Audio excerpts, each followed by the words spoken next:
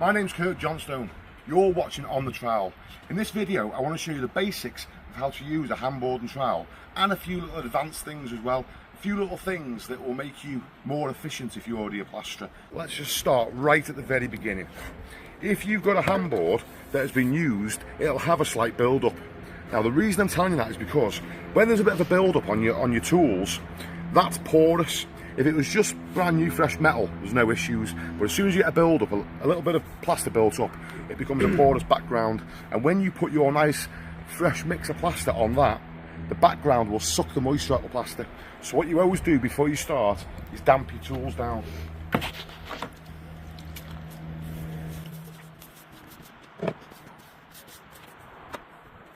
You don't want a layer of water on the surface. The plaster will just slide straight off. You know, I'll show you.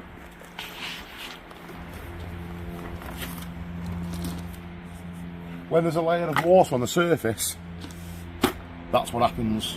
To get around that,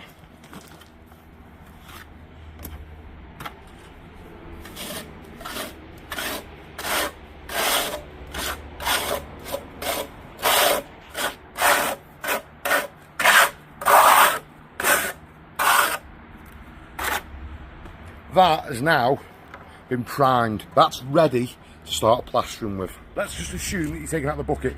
I'll show you different techniques for getting off the spot board and stand in a minute. But let's just start with the bucket. So, put a dollop of plaster on your handboard. Did you notice that I did a little wiggle? Like that.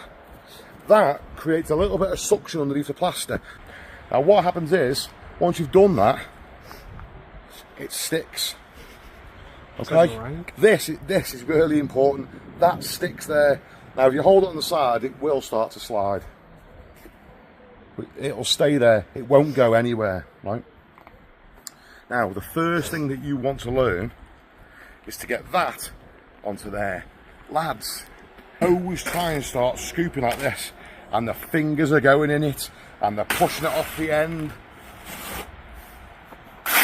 Watch the technique. See the little wobble again? Watch the technique.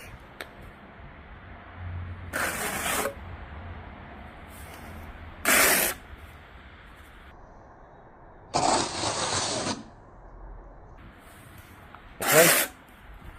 This moves, this stays still.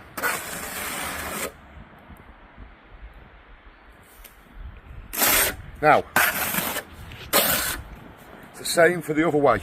If you want to put it on up the wall, you need to go that way.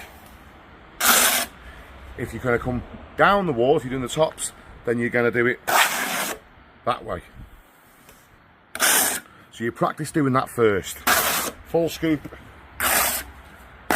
back scoop. Notice how there's a little bit left on the trowel. Just wipe it off from the board. Now you might not need all that much, so then you need to take half of it.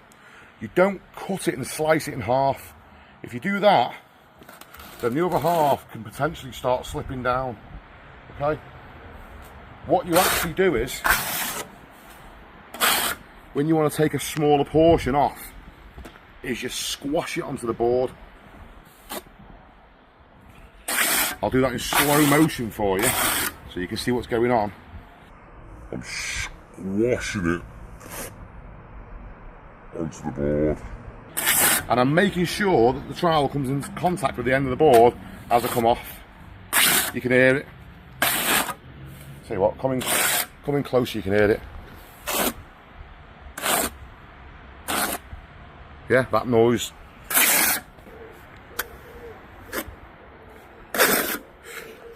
What you want to do is try and keep the stuff in the centre of the board as best as possible.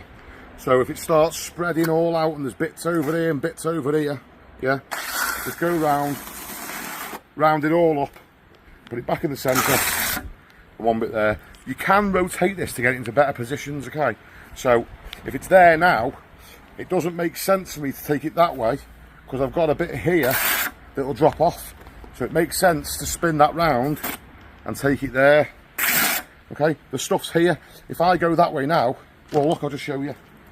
If I take that now and try and take some off there, I'll probably drop some off here, you know. It's clinging a bit. There you go. So if it's there now, I'll just spin it round.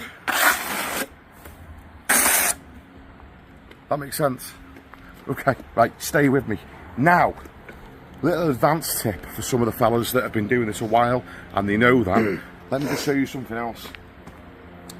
When you want to get more efficient and you want to get more plaster on the wall, the more you can load this up, the less trips you've got to go back into to your spot and stand or back into to your bucket. So the more gear you can get on this, the more efficient you are. But there's a limit.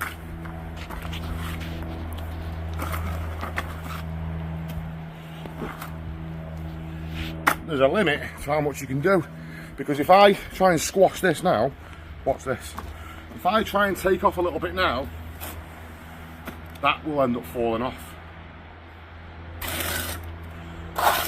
So that's the problem you get when you load your board up too much. So the way to get around that, little bonus tip for you, let's load it up again.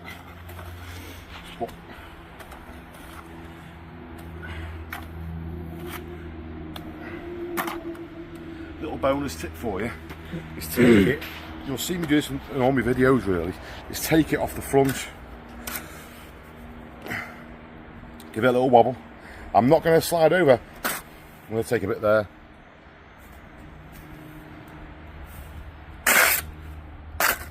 and I'll go round. Okay, because as you take it there, it pushes the stuff out wide across the board, so then you want to keep rotating it so you don't get any spilling off the edges. Now before we carry on with the video, what's my famous saying? Take a little bit and go in neat. That's all I ever say when I'm plastering. Look at them for a t-shirt. Do you like that? Excuse the fat belly. If you like these are now live on the store. Apparently, if you wear one of these, you become 50% better at plastering. It actually improves your skill. Okay, I've known of fellas to wear 3 of them at once on top of each other, and they basically become like the best plasterer in the world for that day. Click on the store if you want one. Now, collecting the material onto your handboard is done like this. You want to be efficient. So when you come over here, you don't want to be putting this on the floor because it'll get all crap stuck all over the bottom of it. So I've got to get that onto there, but I've got this in my hand.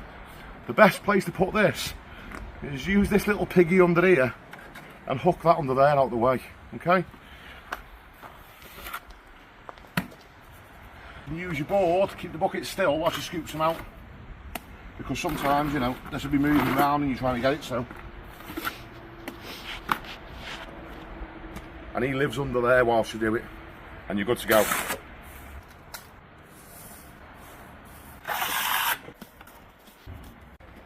Using a spot and stand is a lot more efficient, right? This is quicker. So my dad always used to tell me off taking it out of the bucket, it's too slow. This is more efficient. I'll show you, there's 2 ways. The old school way of doing it is like this. They would literally scoop it up like that off the board. That's how my dad used to do it.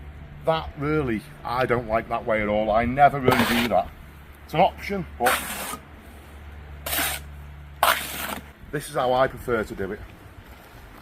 Come along, you've got your gear. I will just take a little bit and slide it off, straight off the end, like that. What you don't want to be doing is, some guys will take it off like this, yeah? That plaster there will dry out if it's left too long. It'll stay quite wet in a big pile, but this will dry out if it's left too long. So I tend not to do that. I'd much rather not leave it spread thin on the board. Does that make sense for you?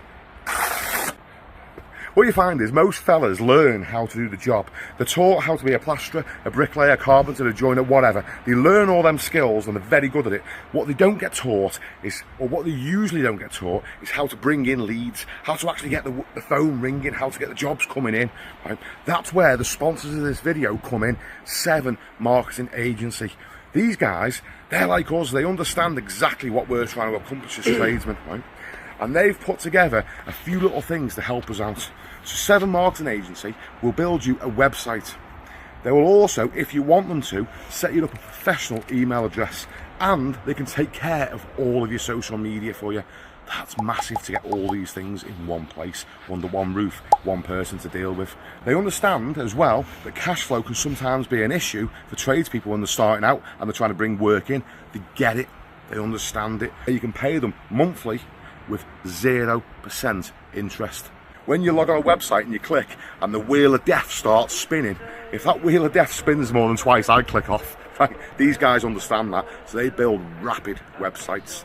You can click on the link in the description, use my little code, give you some discounts, and as well, if you're quite snazzy, if you're quite up to date like all the young uns, you can just scan this QR code that's on screen now.